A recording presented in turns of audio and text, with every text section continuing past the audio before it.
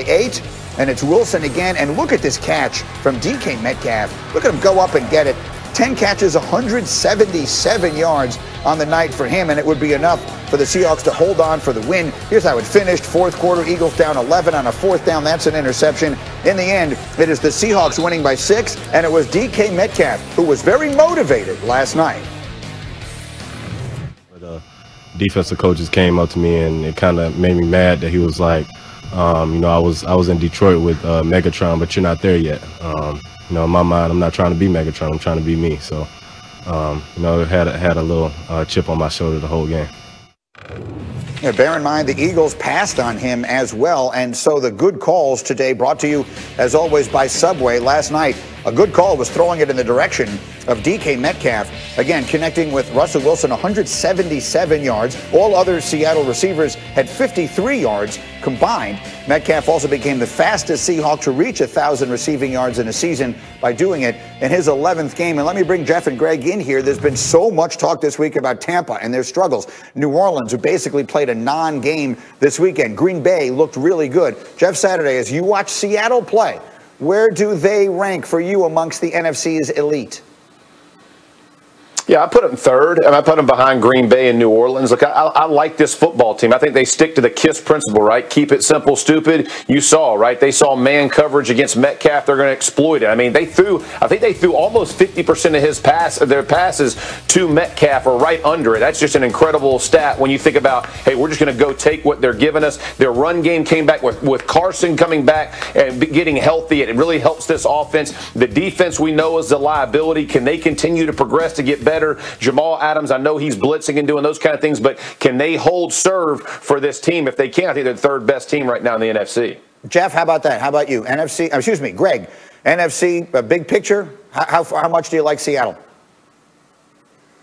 I had them as low as 5. Now I'm with Jeff, up to 3. And it's not because of their offensive prowess. We knew they could score points. The problem is they were turning the ball over a pretty ridiculous rate there for a little bit, including Russell Wilson making a lot of careless decisions. But more importantly, guys, they found something these last 10 quarters on the defensive side of the football. Ever since trading for Carlos Dunlap, that pass rush has been energized. It's a totally different looking group, and it feels as though at halftime against the Rams, they kind of turned the corner. Then they really put together a nice performance against the Arizona Cardinals. Then last night was as good as it gets on the defensive side of the football. So if you look, too, down the stretch, they might be favored in every game down the stretch. So there's a lot to like about what they're doing on both sides of the ball right now.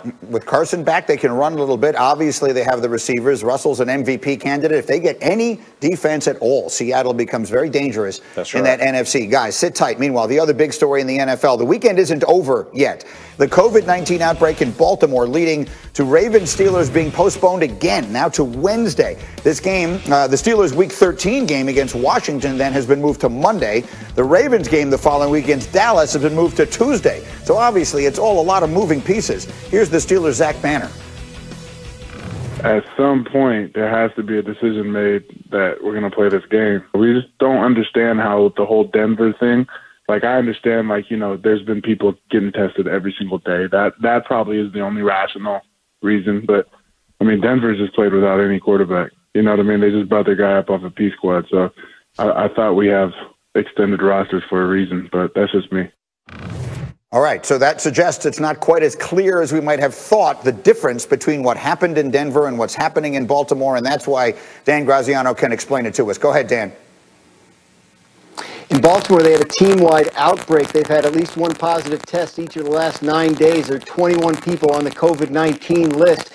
They need to get the thing under control before they can decide it's safe for the Ravens to assemble and play a game.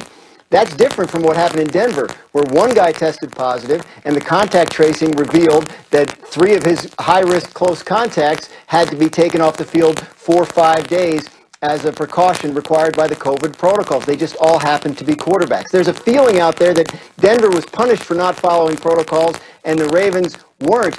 Denver was not punished. It just so happened that the timing of the situation and the fact that they were all quarterbacks resulted in them all having to miss the game. And so as of now, this game is scheduled to be played tomorrow, 3:40 in the afternoon, because NBC is committed to showing the lighting of the tree ceremony tomorrow night in prime time. Meanwhile, the game has to be played for a number of reasons. One of them is it means a lot. The Ravens are currently on the fringes of the playoff picture. A loss would put them in very precarious position with 5 games remaining.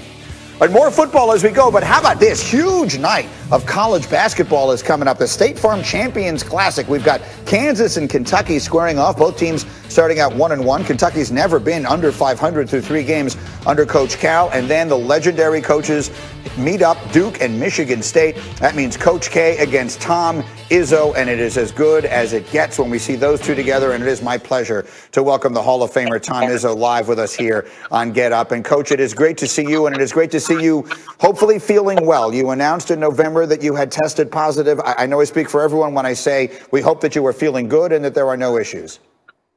Well, I appreciate it, Greeny, and it's great to see you. And I am feeling much, much better. It was a no-joke couple of weeks. It wasn't real bad, but you know, I hope everybody takes it a little more seriously than I think our country has. At the same time, I'm feeling good, ready to go, and what a great night for basketball. It's this Champions Tournament has been really special for the last 10 years, and you look at the ranked teams, and I think it'll be again this year.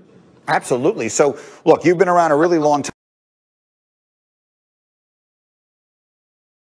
How would you describe what this season is about, considering all of the circumstances? What is it about this year? Well, as I told my players back in September, you know, it's going to be about survival as we're learning in the NFL. And, you know, the NBA kind of helped us as far as learning how to sacrifice.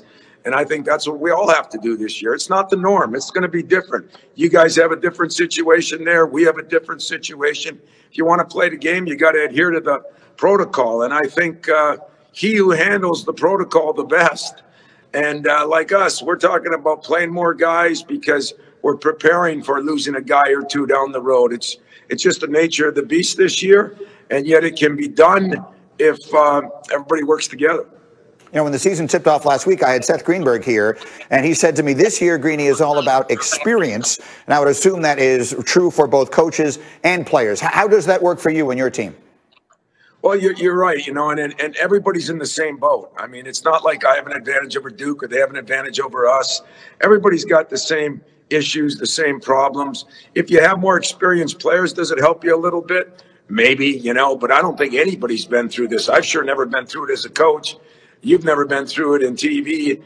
This is something new for us all. So I think we handle it together. I think personally, it's brought our team a little closer because we have nowhere to go or nothing to do. So everybody spent a little more time together, and I think it could help your camaraderie in a funny sort of way. Kind of like that way of looking at it. And so you face Coach K tonight. I can't count the number of times we have seen the two of you go head-to-head. What does that rivalry mean to you? Well, it's not as good a rivalry yet because of the number of times we've gone head-to-head. He's gotten the best of more of them, and deservedly so. But, you know, I think we got two good programs.